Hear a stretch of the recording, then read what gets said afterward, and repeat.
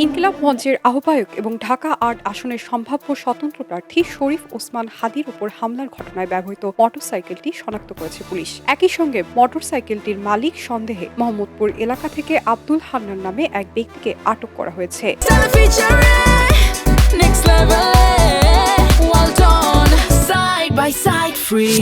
রোববার 14 ডিসেম্বর এক খুদে বার্তায় এসব তথ্য জানায় পুলিশ। এদিকে ওসমান হাদীর উপর গুলির ঘটনায় প্রধান সন্দেহভাজন ফয়সাল করিম মাসুদকে বহন করা মোটরসাইকেলের চালককে শনাক্ত করার দাবি করেছে ডিজিটাল অনুসন্ধানমূলক সংবাদ মাধ্যম দ্য ডিসেন্ট।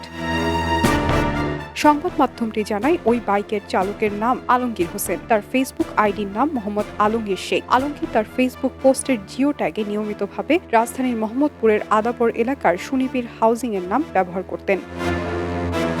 দ্য ডিসেন্ট আরও দাবি করেছে আলমগীরের ফেসবুক প্রোফাইলে থাকা একাধিক ছবির সঙ্গে গত ৫ ও ১২ ডিসেম্বর হাদীর গণসংযোগ চলাকালে তোলা আলমগীর এবং তার সহযোগীদের ছবি তুলনামূলক বিশ্লেষণ করে পরিচয় নিশ্চিত করা গেছে। এছাড়া ৫ ডিসেম্বর শিল্পকলা একাডেমি এলাকায় হাদীর নির্বাচনী প্রচারণাতেও তাকে উপস্থিত থাকতে দেখা গেছে।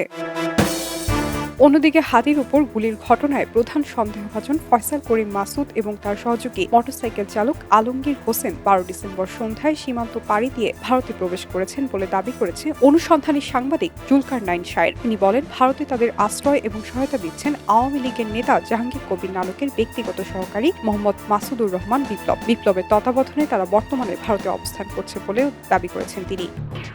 এলো খবরের কাগজ, নিখাত, নির্ভীক, নিরপেক্ষ।